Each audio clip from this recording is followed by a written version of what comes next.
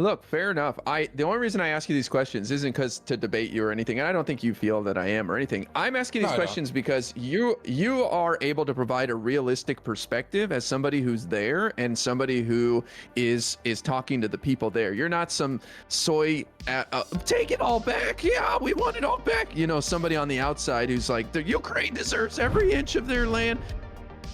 Do you mind if I ask just like an update on your situation and stuff before we get into any stories? Like, just like, Sure. are you enjoying what you're doing? I see you're back in Ukraine now. You Yep. got your own place still. What do you say where you are? What city? What area? I mean, I say what area. Sometimes I'll say what city if it's a big city. Sometimes it's a smaller city though, and I can't really say. But I'm in the I'm not in the city of Kiev, but I'm in the Kiev countryside. But I'll go. I'm either in the city of Kiev usually, or I'm in the Kiev countryside when I'm not out embedded with either some military formation, an aid delivery, emergency services personnel. I just got back about a week ago. It was last weekend. I just got back from filming for a month and living with emergency service deminers who were demining territory that was occupied by the Russians in the Kharkiv Oblast. I was specifically filming a lot of demining around Balaklia. The Russians put a lot of anti-tank and anti-personnel mines near this location, and civilians were dying. They're being killed by anti-personnel mines and tank mines, and their vehicles were running over these mines, and they were getting killed. And so the deminers were sent out not only to clear the area and make it safe for civilians and make passageways and clearly marked which areas are mined, but also to help restore power, because a lot of these mines were placed along where the power lines are, and one of the main priorities for the government is restoring civilian power. And so I filmed with them and lived with them for about a month. I originally was just going to do it for a week. But after finding out how bad the problem is, which Ukraine is probably going to be having to clear mines for the next 70 to 100 years, it motivated me to stay there a little bit longer, because there's not really any English-speaking content talking about emergency service workers and the demining work they did. And it's dangerous work. And the time that I was with them, we lost like 3 deminers. I think 2 were military sappers. And I think I think it might have been 4, and 2 were emergency service personnel. We had a bunch of injuries. Some people were like made deaf because of the booby traps left behind by the Russians, where they booby trapped mines so that when deminers disabled them, they would explode. And that was just in our area. That's not even the entirety of the oblast. That was just near the small city that we were operating out of. Across the whole country, I mean, I think it was the next week after we had those losses, 6 emergency service workers were shelled and killed by the Russians as they were demining civilian areas in the Kherson Oblast. So it's incredibly dangerous work, but it doesn't get much attention because it doesn't do well in the search algorithm. Yeah, I was about to say, it's like a thankless job, very dangerous. They're right on the front lines. They're risking not only death, but maiming themselves. I mean, messing around with explosives. But I'm sure the locals are like thrilled to see them and happy to have them come through. But that's crazy to hear you say that it's like 70 years of work. I mean, I'm sure. Well, like, that is a low estimate. It's 70 to 100 years. Wow. 70 was if the war stopped 4 months ago. How do the Russians have so much time to just plant all these mines everywhere? Like, is it like a full-time job to go out and put these things out there? I've seen a lot of this area, a lot of the areas that are mined kind of graphed out by drones. There's a lot of innovative technology that's being used by deminers. One of the biggest tools that I saw them using that past deminers haven't been using is drones. And I saw as these drones, and this, I can't talk too much about who was doing it because it was with an NGO that has a no visibility contract, but I saw these drones going above these farmers' fields and taking pictures close to the ground of the entire field. It would come back with a high profile image, and then they could identify by looking at this high resolution image from above where the abnormalities in the ground were for, oh, there's a mine, there's a mine, there's a mine. And they could find like 180, 200 mines at a very quick period of time, much more efficient than if they were doing it just with their eyes, just with the usual human component that we know about from, for example, the war on terror. Extremely useful, and that helps them a lot. And those types of innovations could like shave down the amount of years that they're doing this if they integrate that and you know, make it throughout the entire Ukrainian military. But they need to standardize a lot of this stuff. But the standardization procedure in Ukraine is extremely bureaucratic, where a lot of these chiefs are telling them, look, you can do this unofficially, but if we were to do this officially, it would take about a year to maybe 2 years to integrate it. And so they don't get funds for a lot of this equipment that they need that is extremely effective and can save their lives and protect them in many instances through official channels because it's not standardized. And so they have to go out of official channels. And that's where people like me and others come in, where we try to do fundraisers and help them raise money for that type of equipment outside of the like official like government channels, since they can't do it through those. It's a huge issue. But man, it's dangerous work though, man. I really feel for these guys. 70 to 100 years is not an exaggeration. And a lot of these guys only get like from what I heard, from what I've been told from my conversations, most of these guys before the war, they got like 6 months of training, which already was not a terribly long amount of training. Now they get about a month. So they're also being sent out to the field to do extremely dangerous work through what is basically a month-long crash course in what used to be done in 6 months. Damn. So here's my thing. I guess we can like segue into talking about Ukraine if you want, just like the latest news and stuff on it. Sure. And I'm more curious, like your thoughts. You follow this way more closely than me, but basically it seems like the thought is that the Ukrainians have this year to get something done, and then the whole world's going to move on unless they do something dramatic. Though I am impressed by even them freeing up the supply line or their escape route in Bakhmut with the video footage they released. That got a lot of people fired up. So it's not like they have to take all of Crimea back to keep the world's attention. But is that kind of the consensus in Ukraine, that like, hey, we got to really do something big this year, the whole world's going to move on? Like, what do you think? So the consensus is that if they were to wait too long, that the West's political will to support them could start to falter if it isn't shown clearly that Ukraine could continue to use the weapons that we're giving them effectively. If these democratic leaders are going to turn to civilian populations and say, yes, we should continue to send them weapons, if we're not seeing those weapons utilized effectively to retake territory, then some people might start to look at it kind of like a lost cause. And it isn't very difficult for the Russians to argue, well, of course it's a lost cause. We're the Russians. And even though a lot of that just comes from the specter of like how Russia has like formed how the government looks on the world stage to make them look ultra powerful, when obviously they've never been in a more vulnerable position geopolitically than they are right now since the collapse of the Soviet Union. I do think that there is a lot of concern from the Ukrainians that if they don't deliver something this year, that a lot of that support in the West could falter.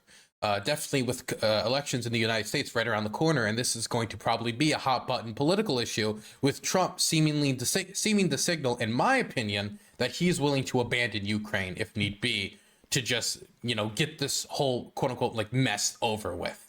He's willing to sell out Ukrainian territory. He said on multiple shows, like on Sean Hannity, he's perfectly willing to give territory. He even said he'd be willing to give territory before the invasion happened, just in order to see if they could stop it. Meaning that giving them concessions with nothing in return, even without the use of force, just like straight up came to the Russians outside of that. And so it's going to become a hyper politicized issues. Now, I think some people think that what that means is the Ukrainians got one shot, and they got to be like Eminem. They got to go in there and for the third or fourth time in the world, they got to like shock the world and come out and release another hit album of the Russians getting slammed into the wall. I don't think that's necessarily the case. The Ukrainians are not going to win the war this year. The odds are heavily against that. Neither are the Russians.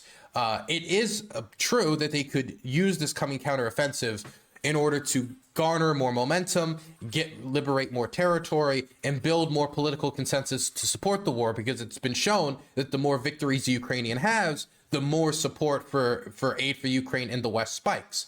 But enough aid has already been committed by the West that even if they were to launch a counteroffensive and completely just crash it into the ground in the worst way imaginable, that's not an extremely likely scenario, but let's say that did happen, they would still have enough already promised and committed Western aid that they would still be able to engage in other operations come 2024, especially now that we've seen the Germans commit another 2.7 billion in the aid that they're committing, the tanks and the anti-air, very useful stuff. They've come a long way from the 2,000 helmets at the start of the war, and the United States government had a little oopsie, a little accounting error. I guess somebody, erased a circle here, erased a circle there over at the Pentagon, and they found out that they actually underevaluated the aid that they gave to Ukraine so far by about $3 billion, meaning that they have $3 billion to spare to give to the Ukrainians. That doesn't need to be congressionally approved, that Biden can just send whenever.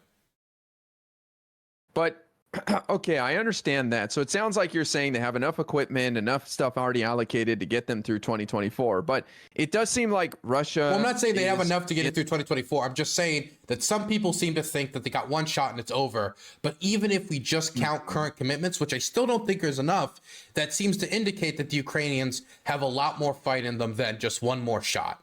They don't. It doesn't need to be a Hail Mary throw. Well, and I guess that's my question. Like, what will suffice in order to keep the Western world's attention? I imagine no other big conflict's going to come up that's going to overshadow this. But as time goes on, people get distracted. They move on. We're going to have a big presidential election here in America that's going to take a lot of attention. I don't think Ukraine's going to be the number 1 issue. I hate to say that, but, it's going to be much lower on the list. So I guess I'm just kind of curious, like, what are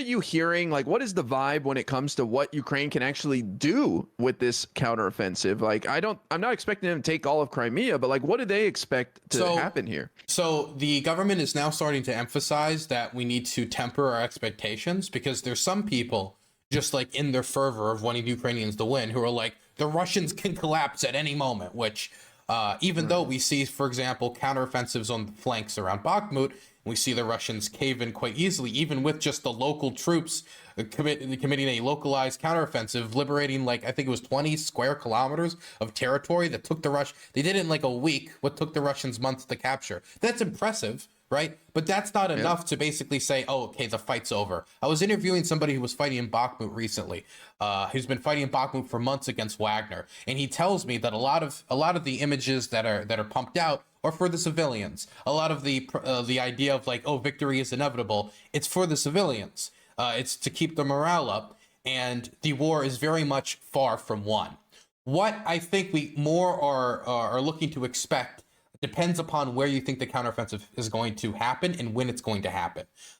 Some people, me included, think it's probably going to happen in Zaporozhye. That's where most analysts seem to be pointing towards, and I seem to agree with them. It would make the most sense for them to attack from the city of Zaporozhye in order to cut the land bridge that the Russians have established from Crimea to Mariupol and to the rest of Russian occupied territory. It means they could liberate Mariupol, which is a supply hub for the Russians, which could really disrupt Russian supply lines.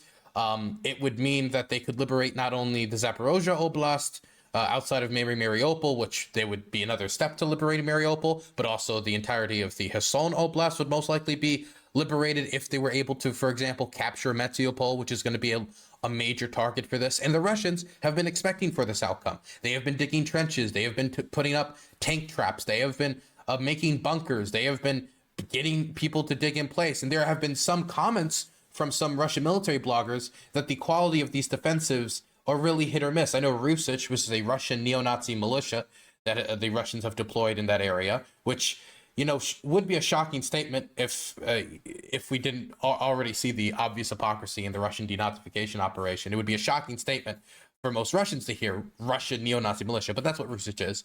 Them talking about how a lot of civilians, local civilians, are being recruited to build these entrenchments, to build these offensive positions, and they're just building them as untrained civilians. They don't know how to build a bunker. They just take like a wood plank, and that's the top of the bunker. Congratulations, a simple shell will kill you now.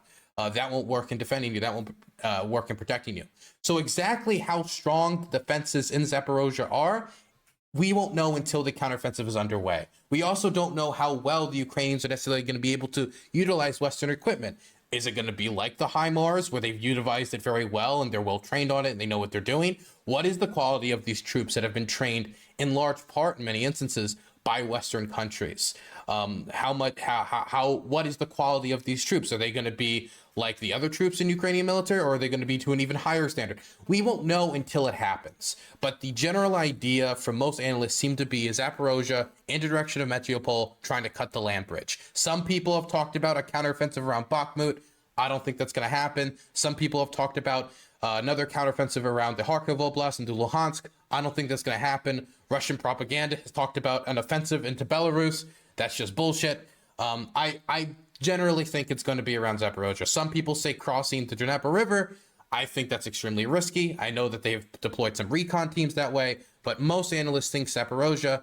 Can we say that for sure? No, but that seems to be the Russian plan. And that's what we should generally, I think, be looking towards or somewhat expecting. But again, it could be that they're just trying to juke us out and they're going to attack somewhere else. It's all still up in the air. Ukraine has been very tight-lipped about this for good reason. Yeah, interesting. I don't know what that translates into as far as like what we see over here in videos and stuff, but I imagine saying that the land bridge has been taken away would be a big deal. If they were able to take away the land bridge this year, that would be an incredible achievement, and that would certainly boost support for aid to Ukraine in the West, as they would be seeing the Western trained divisions pushing back the Russians with Western equipment. There would be no better symbol of the West pushing them back. On the other hand, if this counteroffensive fails and the images we get, now we're going to get these images no matter what, and the Russians are going to push them no matter what, because anytime you deploy a type of tank, eventually those tanks are going to blow up. We're going to see Western provided Leopard tanks blown up. Eventually we might see an Abrams blown up. We're going to see a bunch of Western equipment blown up. And if those images are shared by the Russians and they take the land bridge, then I think the overwhelming propaganda victory, overwhelming morale victory is going to be with the Ukrainians. But if they lose, on top of losing, we're going to see these burnt out husks of Western equipment.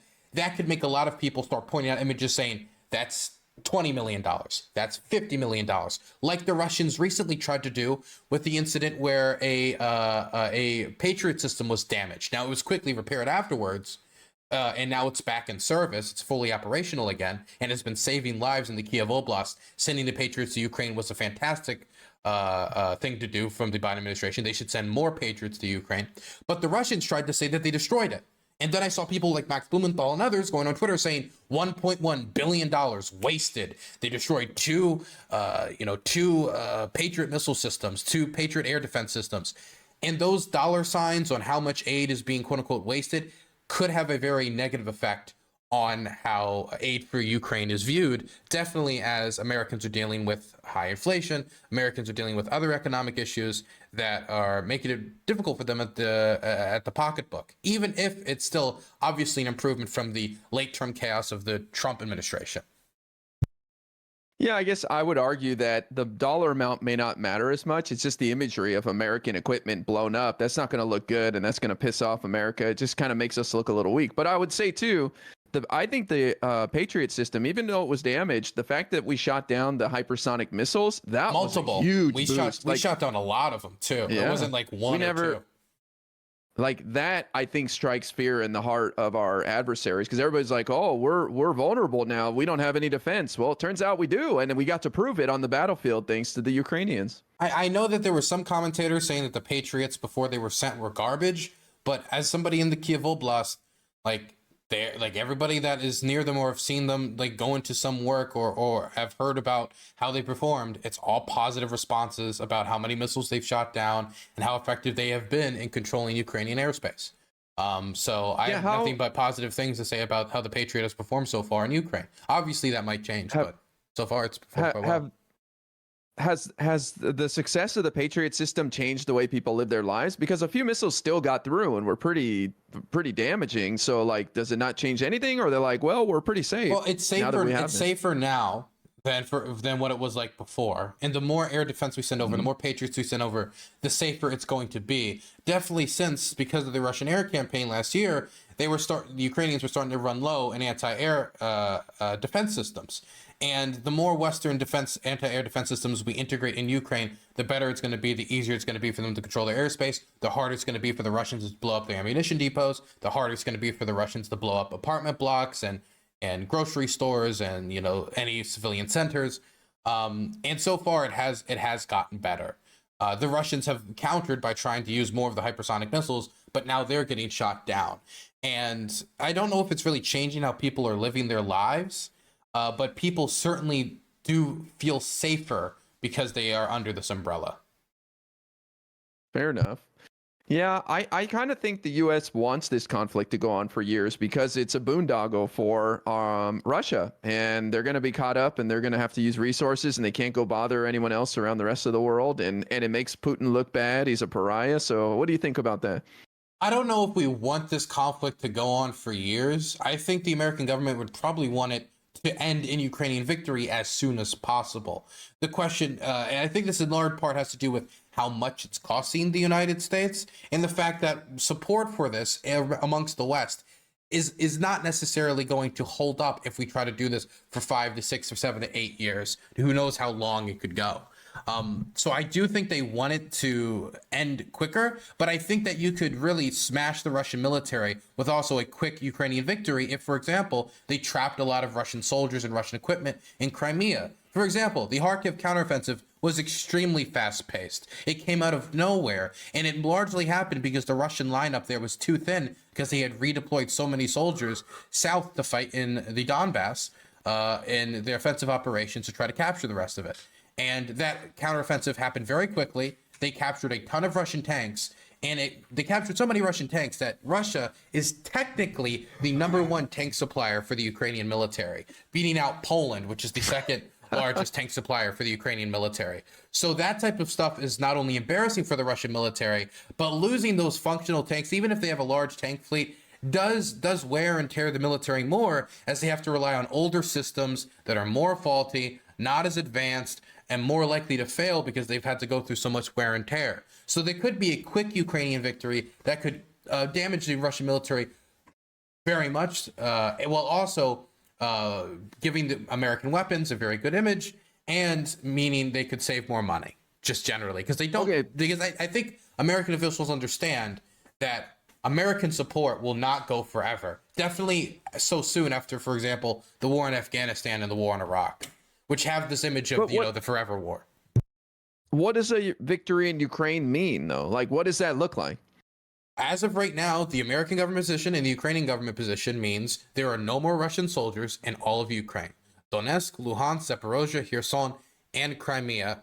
That is what the main point of what victory for the Ukrainians mean. The Ukrainians have also released a 10-point peace plan, which talks about, holding war criminals accountable and aid. But the #1 sticking point for the vast majority of Ukrainians is always going to be liberating the entirety of their territory so displaced people can return to their homes, and so the people currently living under a brutal and lawless occupation, as Wagner and other groups engage in racketeering and theft, rape, extrajudicial killings, that can be dealt with, that could be done away with, and they can return their territory. But how realistic is this, though? Like, I mean, they're not going to give up these occupied areas that they had previously in the Donbass. They're not going to give up Crimea. And I've read that it would be such a Pyrrhic victory for Ukraine to even try to take Crimea. So, I mean, I'm not trying to give you a hard time. I'm just kind of curious, like, what is realistic?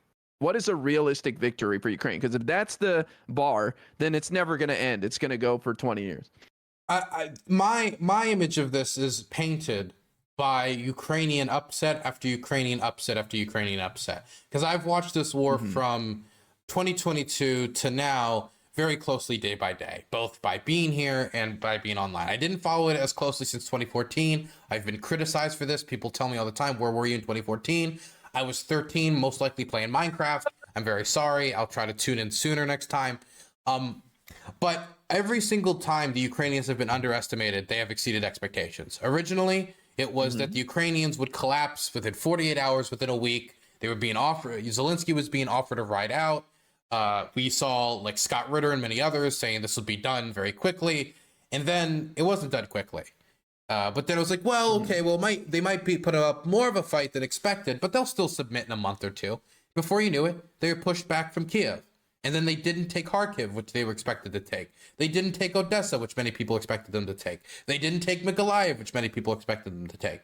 And then there was the Kharkiv counteroffensive, which was a shocking success, which showed that the Russians could be pushed back. And then there was the Kherson counteroffensive, which showed that it wasn't a fluke that the Russians could be pushed back. And at every single line, at every single point, People underestimated the Ukrainians and say, nah, there's no fucking way. No, there's no fucking way.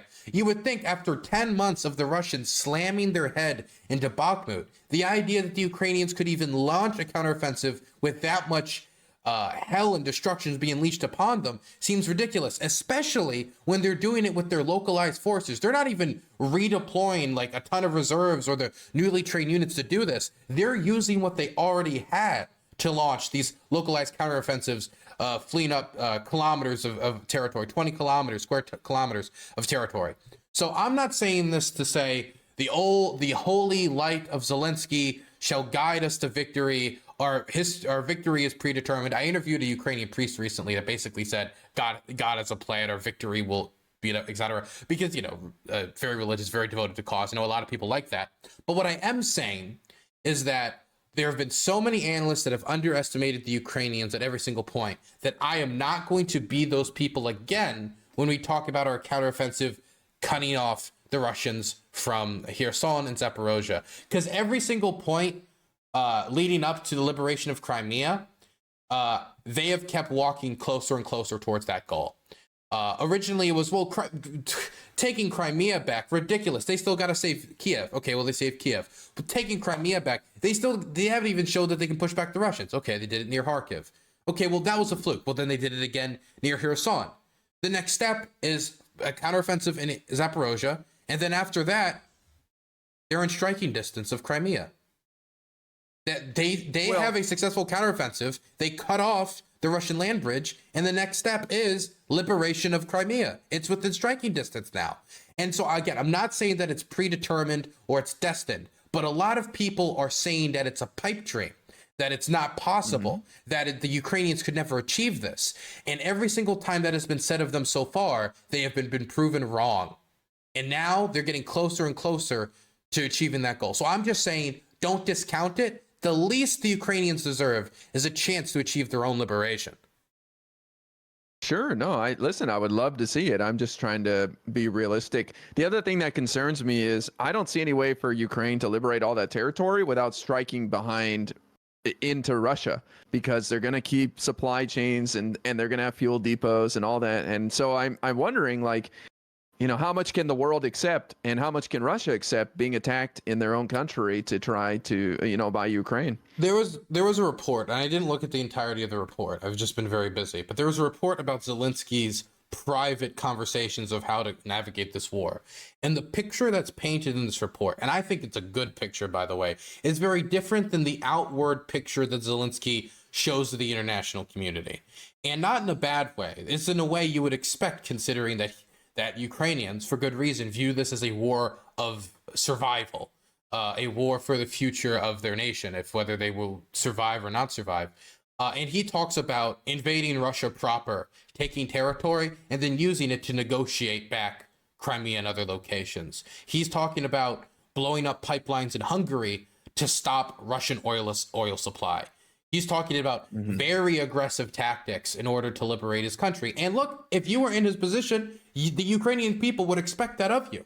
Everybody in this country would expect that of you. When I say this to you, when I brought this up to a few Ukrainians, but after I heard of it, all of them were like, good. I couldn't find a single person here that would say, oh, bad. Or we don't want him to think of every possible option towards victory. So I do think that the Ukrainians are viciously pursuing this goal. And I don't think them striking into Russian territory is going to be something that makes them think twice about liberating the territory. Definitely, since most likely they've already struck within Russian territory, whether it is the derailing of railways or some other, whether it's a bombing here or cross-border raids with their helicopters and aircraft in Belgorod, or strikes within Belgorod and ammunition depots. They've already probably have done that.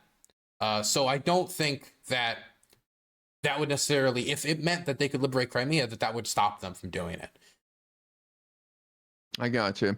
I just I remember reading about Bakhmut and the Wagner group and wondering why are these soldiers just going to their death, you know, like why not just run away or something? And I remember, and I started looking into it further, and they're more scared of retreating because there's like videos of soldiers having their heads beaten in with sledgehammers and stuff. And it's like, this is who your enemy is. And so you can't just be all nice and, oh, we'll chase them out of Ukraine. It's like, you're going to have to go into their territory and you're going to have to get real savage on them if you want them to stop, you know? And so it kind of concerns me that the world's not ready to see that side of Ukraine, because that's the only thing that'll stop the Russians. Of course, the Ukrainians obviously should follow the Geneva Convention. When we say savage, we mean they need to go out there. They need to start rolling the dice. They need to start thinking of every plan they could. They need to start metagaming, quote unquote, to use a Twitch term, maybe a gaming term for all you virgins out there, just like me. But the thing is, I think that this image of Zelensky, once they start approaching paths like that, if they do, who knows?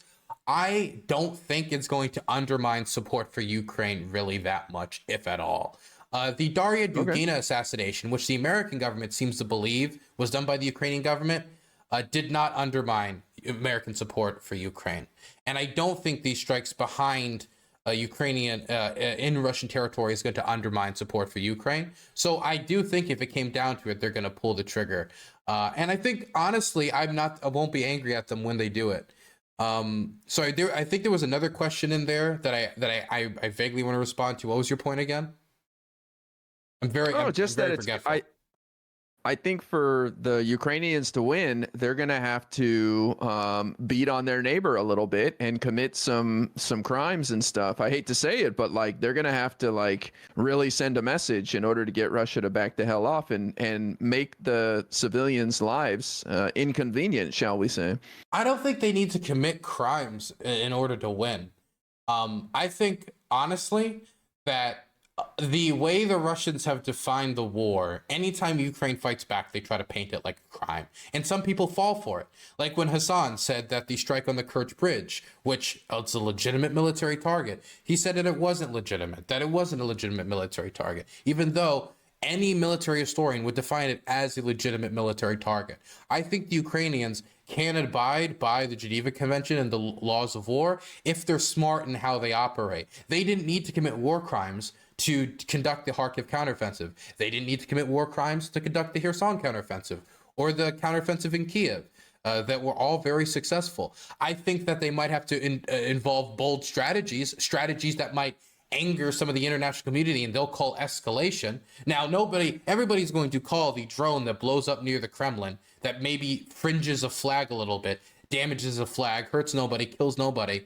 The world's not only going to assume that it was Ukraine that did it, but they're going to gasp and get angry and say, this is a horrible escalation. Even though there's been multiple assassination attempts on Zelensky that got not even 1/10 the amount of coverage. Even though that same day, in the 24 hours since that strike happened, the Russian government murdered 22 people in Kherson by striking a marketplace. And so if you're Ukrainian, that type of feigning like, oh, escalation, what are they going to escalate to? What are they going to do when Ukraine takes part of Russia and says, look, we want to give this back to you, but you got to give us some Ukrainian territory back. You got to give us what's ours back. What are they going to do? What are they going to escalate to that they haven't already done in the war?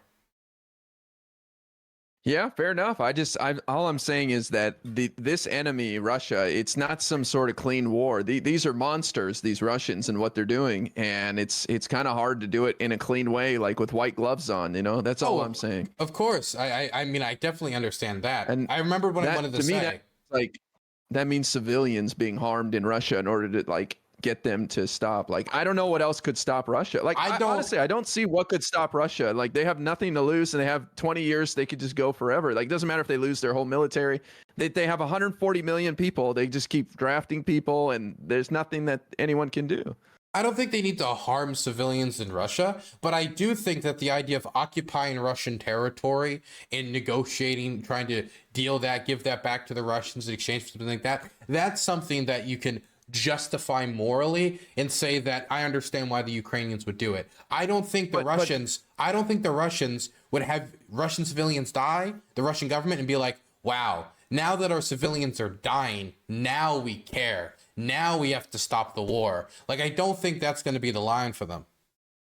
I understand that, but when you say occupy, like it sounds so sterile. Like occupy means a hostile local population that doesn't want you there, and you're gonna have to use some real strong tactics to keep that territory. It's gonna turn into Iraq with our troops getting blown up every day on the road. You know. Well, it's hard to know exactly what the local environment would be, but if they had to occupy Russian territory, yeah, there probably would be some people who are saboteurs and that, and they would have to respond under the Geneva Convention. I just don't think that they need to, like start getting rough with the civilian population. And here's one of the big reasons, not only on a personal principled level, but Ukraine, part of the reason it's in the fight is because it's very clearly in the moral correct position. The vast majority of the nations agree with Ukraine when it comes to UN votes.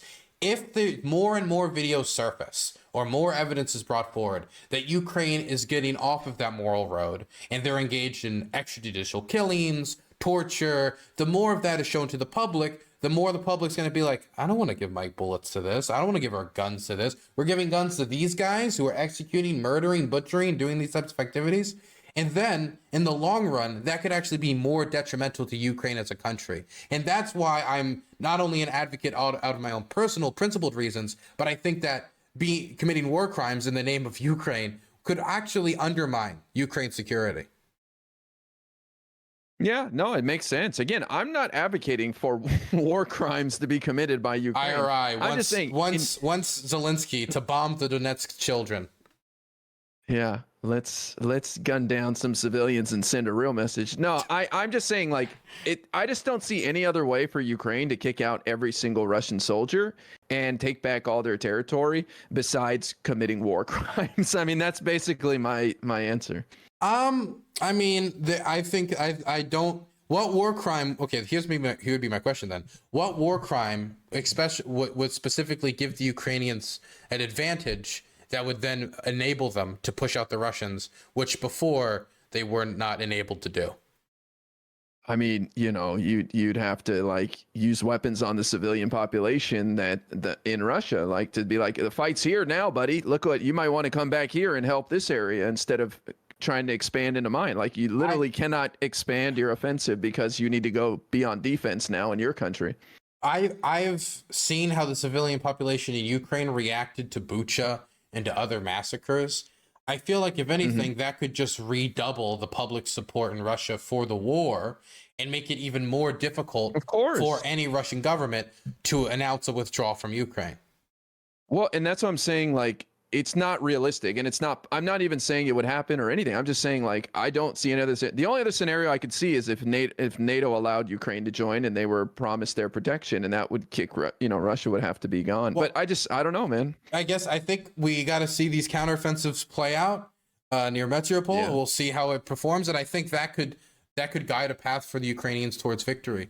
And that would mean that no more Donetsk children would need to be bombed. The Russian people will be spared. I think the Ukrainians are trying to say we want everything back. We're going to get every inch of our land, and they know that they're probably going to have to part with what was lost, not in the current war, but what was already lost already. Like Crimea and such. That's just kind of most Ukrainians realistic. I talk to. It's so far that's not the the idea that I'm given. Most of them. Even if they don't think they're going to get it back in this war, many of them are under the idea that they're going to get it back eventually.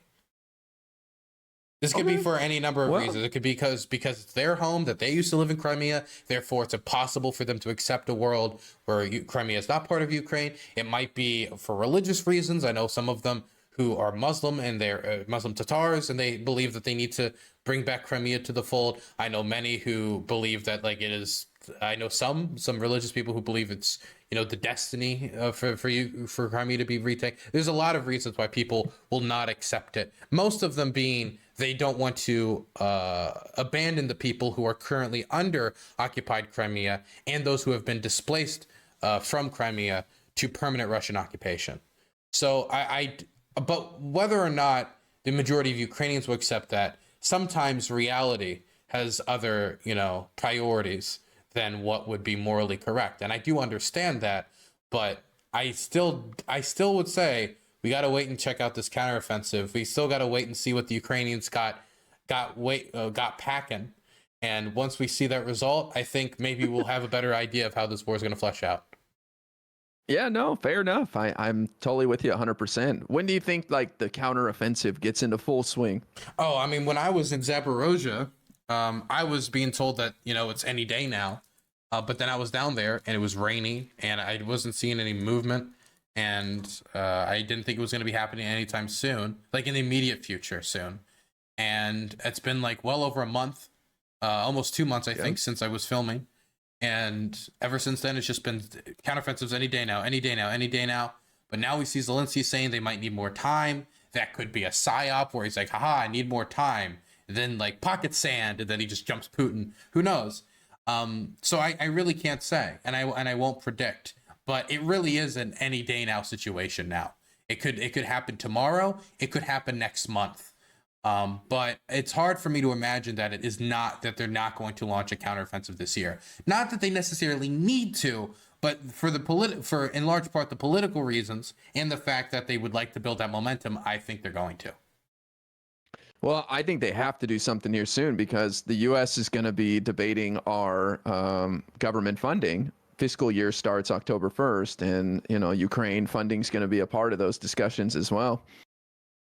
Yeah, I do think that it's going to be a part of the discussions. I do think it's important for them to get victories, but I also think that a lot of the stuff that we've committed to send them has still yet to be set. And making sure that we utilize those $3 billion as soon as possible to Ukraine, that was an accounting error, as well as delivering what we've already promised to send them, is going to be the most we can do in the immediate term to see Ukraine through to victory. We're now seeing the Storm Shadow missiles being sent over by the UK. That's something that's very much going to help them. They needed those long-range missiles to disrupt Russian supply lines and to possibly take down the Kerch Bridge. The Russians are terrified that they're going to lose their one of their only two bridges in the Crimea, one being the land bridge that they could lose through counteroffensive, and two being the actual bridge that Putin built up during his administration, which can now be taken out by a Storm Shadow missile. That's another reason why a lot of Ukrainians are now starting to feel a little bit more hopeful about liberating Crimea. Because if you separate the land bridge and you celebrate the actual bridge, then there's nothing connecting Russia to Crimea anymore. Yeah, but do the people of Crimea, I know that the poll that like 96% voted or whatever is bullshit, but like I have to imagine there's a pretty pro-Russia group of people there at this point. Oh, yeah. I'm sure there's many people who don't like Russia. I mean, are they going to accept Ukrainian rule of Crimea at this point? It's hard. I think it's good to keep it in perspective where if you were to talk about when the annexation happened and when they, held politicians at gunpoint and forced them to abolish the Crimean government, which was admitted to by Igor Girkin, former FSB agent, former defense minister for the Donetsk People's Republic, was involved in shooting down of that civilian airliner, war criminal. He admitted on his war crime podcast that he held these people at gunpoint and made them abolish the government. At that point, if you count all the people who were displaced from that point on, if you count the people who are still there that are pro-Ukraine, it's hard for me to say that with that demographic makeup when the decision was made, the majority of them supported being part of Russia. I don't see any evidence for that. Since the annexation, a lot of settlers have come to Crimea, like 800,000 people.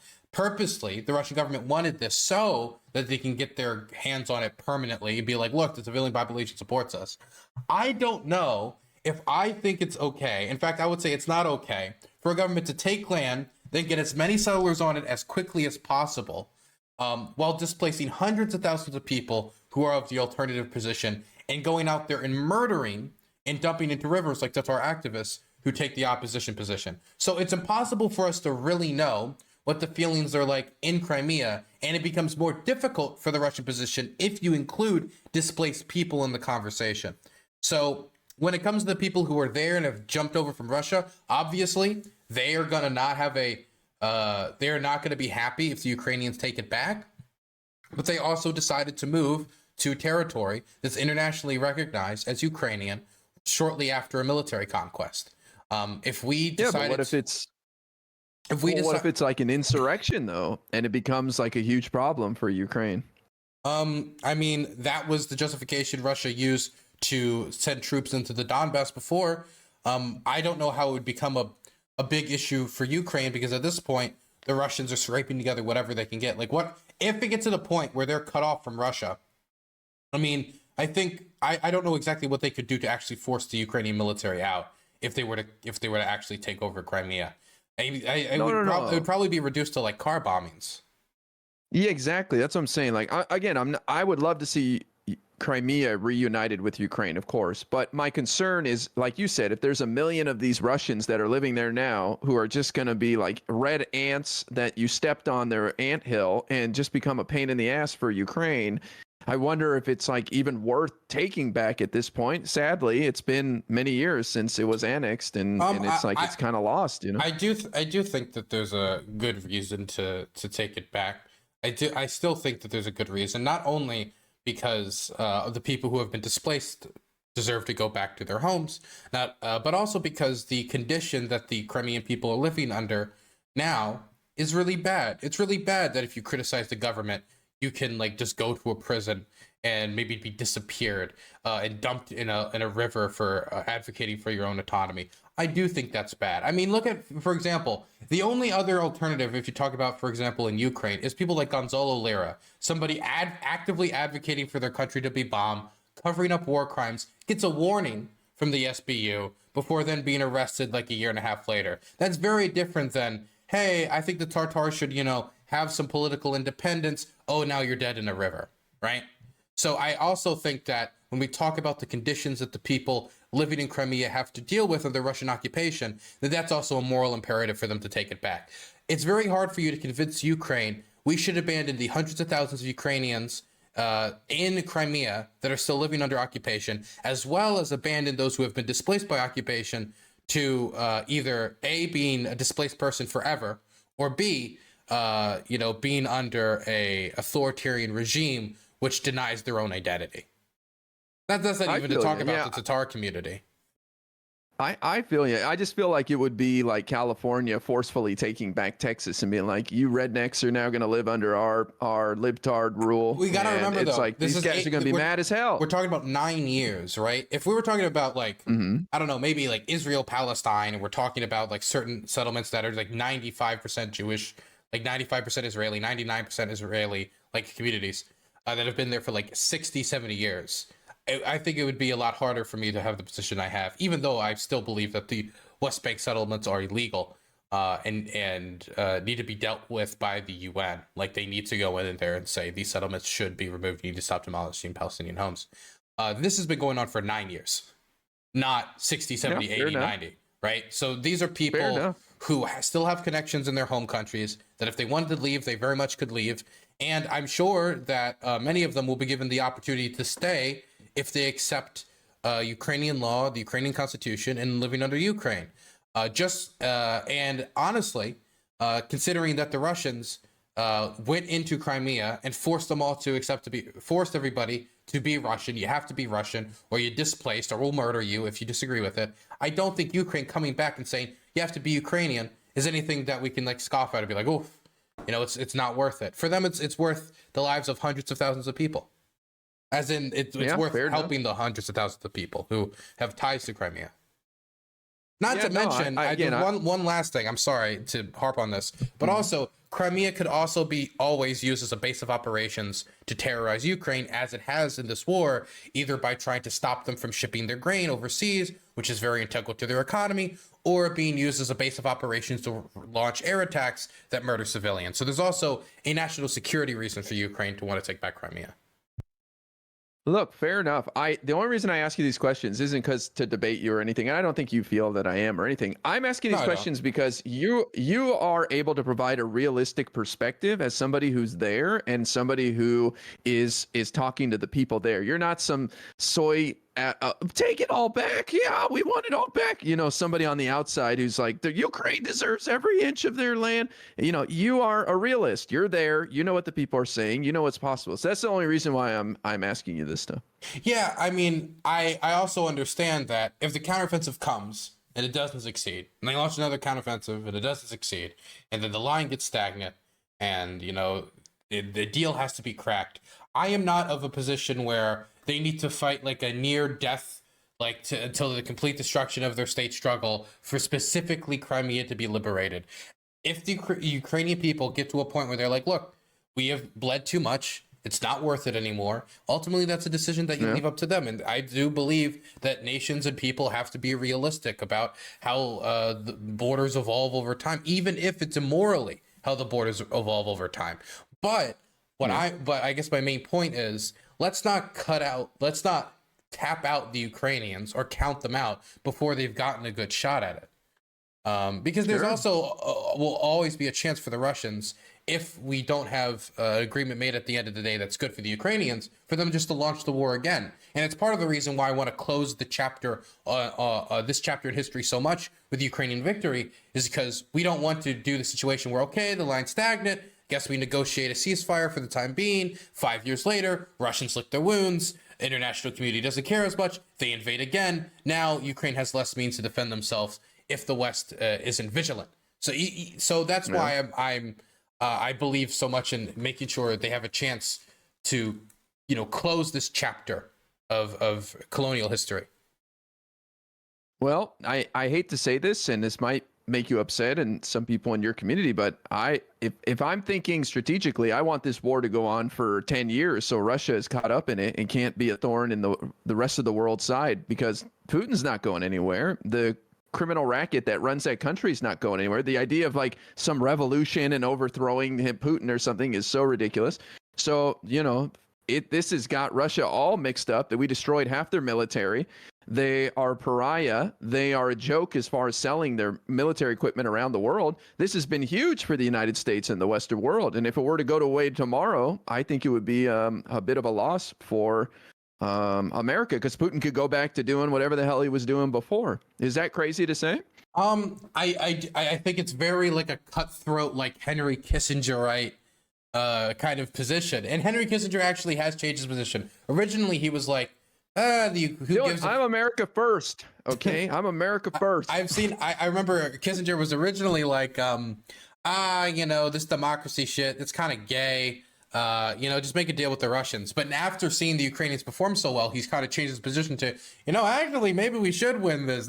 We've really fucked over the Russians a lot of ways here. I understand the position, but I think we also need to realize, even if I was to just like strip all the morality of like this war lasting 10 years and how many people would die, and because like a lot of these people are my friends and I would really be upset if all my friends died in a war. Sure. I think, and for a lot of people, that's a real possibility where like my friends are on lists of the Russian government where they take their village. They aren't appearing again. They're getting shot, and that's that. So the longer this war goes on, the longer the Russians have the chances to take villages, kill people, and slaughter people. So there's a moral argument as well about why I think this is wrong.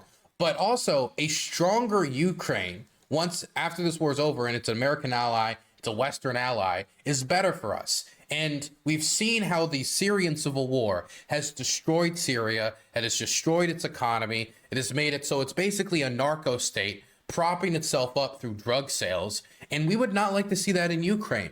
That's an environment that could foster a lot of corruption, that could reel back on a lot of the progress it's made on corruption. It's an environment which could lead to them selling out their weapon stockpiles for money, or an environment where you're going to have a very low standard of living and not a lot of prosperity. And I think we want a strong, prosperous Ukraine thriving in the tech field as a future American ally. I hear from Americans all the time that we want our Western allies and the Atlantic Pact and NATO to spend more, and we wouldn't have to have so much of an international world-keeping police of the world type burden on ourselves as we carry all the weight. And it's going to be very hard for that if, for countries like Ukraine, it's countries basically completely hollowed out by war. And so I do think it actually is better for the United States and our allies and our alliances' long-term security for Ukraine to win this war as soon as possible and build itself into a technological and military powerhouse in the region. I mean, that sounds great. It would take like $1 trillion investment, no, to help them rebuild. But also, wouldn't it give Russia an opportunity to rebuild and then go back to being the menace they were once before and interfering in countries' elections and causing problems and It's selling gonna military be, equipment to rogue nations and on and on? I mean, we know that the Russians will invade, and if they fail, they'll do this thing like try again. So when it comes to Ukraine, I think the best path is to make sure that they can't try again. The reason they haven't invaded Estonia, Latvia, or like Lithuania isn't because they're extremely powerful military states on their own. It's because they have the backing of NATO. So making sure we put alliance structures in place in countries like Ukraine, make it so the Russians can't invade again. And so when we're speculating about, oh, will the Russians invade again in 5 years? Can we trust their word? We don't need to rely on the word of a serial liar who has lied about invading Ukraine like three to five times already. We can rely on the security balancing of adding Ukraine into the European alliance, adding them into EU, adding them into NATO, adding some defensive structure that makes it so that we or other or more of our allies, hopefully all of us, would come to the defense if they're invaded again. And that is removing one more country for the Russians to invade in the future. Not to mention, fair enough. This invasion has been such a disaster that I do think it is going to be a while until they end up invading any other country. And you say that, you know, you're so sure. I don't know how sure you are that Putin's regime will survive, but the dude's 70 years old. He's got to die one day. And honestly, I don't think it's completely unheard of the idea of their invasion failing. If they completely took an L, I do think that is one of the few environments where Putin's regime could legitimately collapse. Will it necessarily collapse? No. But I do think that Putin's going to be working for a very long time on trying to, keep his power secure before invading any other country. Will he lick his wounds? Yes. But the whole reason we want to stop Russia from invading all these countries is because of the death, destruction, and horror it wreaks upon the region. And I don't think in an effort to stop him from deploying death, destruction, and horror, we keep him in a perpetual state of deploying death, destruction, and horror. So because it feels like we're extending a war to try to stop a future war. Like, I don't know how comfortable I feel about that. Yeah. I just don't see any end, I guess. And again, I'm on the outside. I don't know that much, but it just seems like it's costing $100 billion a year, but that's nothing compared to trying to rebuild Ukraine, which would take $1 trillion or whatever. Like, imagine all that infrastructure that was destroyed, all the civilian population, all the people who left trying to come back. I mean, I don't know if the world's ready for that. The less Ukraine functions as a state, the harder it's going to be for it to defend itself. The more destroyed it is, the more destroyed buildings, more destroyed infrastructure, the harder it's going to be to fight back. Ukraine, as much as they have a ton of willpower to fight, it isn't invincible. It isn't an invincible country. I hear you. I'm just trying to be as devil's advocate realistic as possible, because it's great to say the world. So this isn't your real position. You're just playing a devil's advocate. It kind of is. It's kind of my realistic position. Here, you want to hear my real position? Here's my real position. Putin's not going to die for 20 years. He's going to stay in power for at least 10 or 15. If it's not him, it's going to be someone below him. They're going to keep this criminal racket going. And there's no way to defeat Russia. It's 140 million people. It has the backing of China and India to some degree, even North Korea. And it's like, there's no way to win. There's no way to beat them. And there's no losing for Russia either. That's the thing. It's like, there's no way for them to walk away and lose. So I don't see how they lose. And that's why I think Ukraine in the end is just going to settle for, okay, we kicked them out of the area they took since they started it, but we're going to leave them in some of the occupied areas they were before, as painful as that is. And the fact that you said 1 million people have been brought into Crimea as like settlers, and those people are like red ants who don't want to live under Ukraine. I just don't, I hate to be the bearer of bad news, but that's my position. And look, I hope it doesn't work out like that.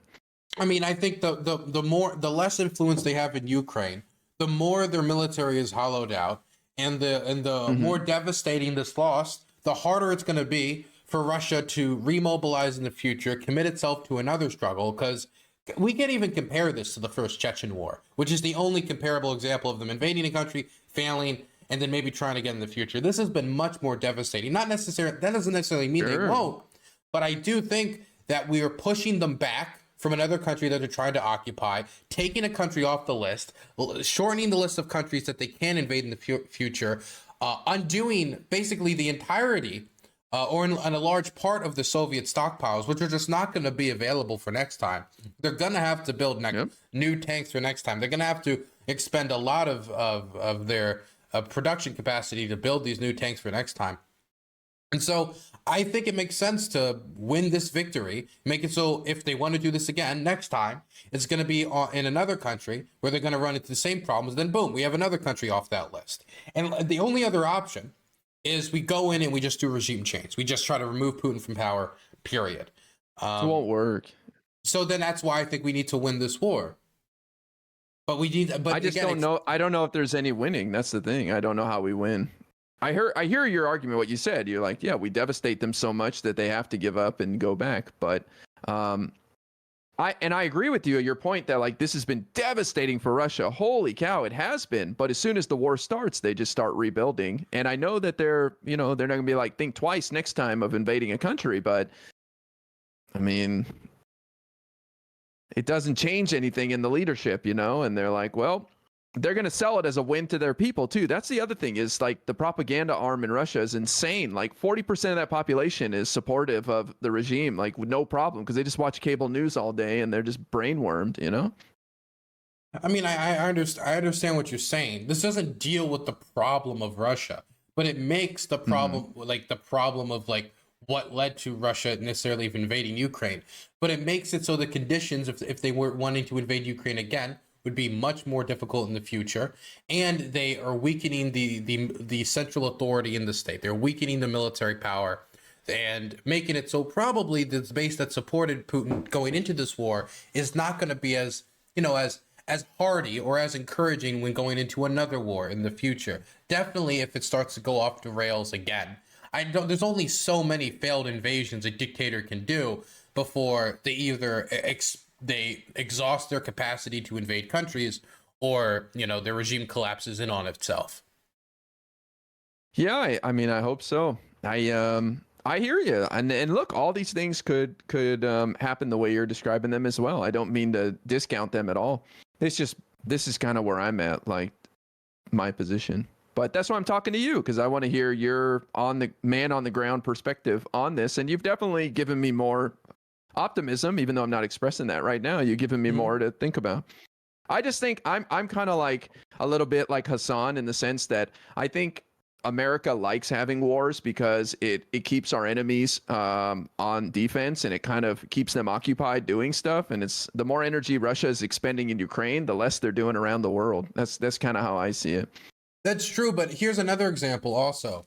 It's something I do want to talk about as well.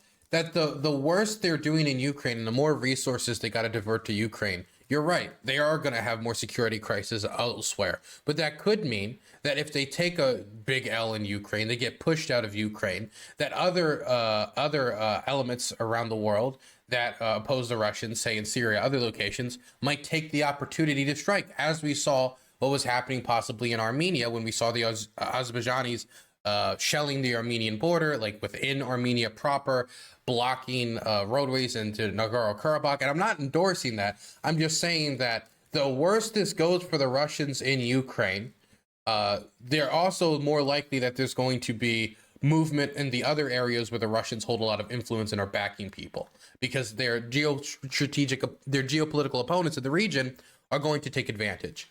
Sure. I mean, but I think that could happen whether this war went really long or whether it went in a quick, like, terrible defeat, because it's going to be difficult for the Russians. Let's say they just marched out of Ukraine to now march into Armenia to defend Armenia, march into these other countries, because now they just put themselves through a hell of a war. And now they're going to put themselves through another war. Nah, yeah, they wouldn't. I think it also sends a message to China, like, look, this ain't worth it for Taiwan too. So, like, things are happening. They're supposed to happen this way, I think, and it has a bigger impact than just that region and just Russia too. Okay, so is there anything else on Ukraine you want to talk about? We talked about Ukraine for a bit. No, I think that's it. I just, last thing I'll say is I saw that this 40 plus year old American was killed fighting alongside the Ukrainians as a volunteer. And I couldn't help but think about you and like the danger you're in. And like, I don't know, I feel like, are you a juicy target as an American out there as well? Well, if I was, I mean, I have been in areas, civilian areas, and they strike civilian areas. Like I was in Mykolaiv when they shelled the Mykolaiv city center full of civilians during the start of the Kherson counteroffensive when they started panicking. But I am not a volunteer. I am a journalist. So I'm not a legitimate military target, whereas obviously a foreign volunteer would be a legitimate military target. Not that necessarily the Russians always care. A week or two ago, they actually killed a French journalist with a rocket strike near Bakhmut. And so journalists do die. They are killed. I have also seen footage of them directly targeting journalists. So it would depend on the group that engaged with me. It would depend. Maybe it's Wagner. Maybe it's a Russian military unit with a little bit more discipline that understands the value of a Yankee. It would depend who I'm embedded with. If I'm embedded with frontline soldiers, obviously I'm going to be in a lot more danger of getting killed than if I'm embedded back like at some civilian volunteer center. But even here, you can get struck by missiles in the sky and stuff. So there's always some level of danger, but I don't believe the Russians are really are considering like trying to kill me or like do me in. The only thing I've ever engaged with that are even remotely close to the Russians trying to fuck me over is people in Moscow. I have no clue who exactly tried to hack into my Discord account. What the hell? I just don't want to see a video of Prigozhin standing over your body or something. You know what I mean? Yeah. I think it would be more difficult to do it to me because people would immediately be like, "That's a journalist. That's not a soldier." I've been very clear about what my job here is, but also the Russians don't care that much about killing journalists. But I think also are there a lot of Americans there? I've met a lot of Americans here. I mean, there's a lot of Western supporters here, either as volunteers, and of course there are those who are actually in the military, volunteer to fight in the military. Americans are. I've met a lot of Americans here. Okay, cool. No, that's it. That's all I got. That was a lot of information there.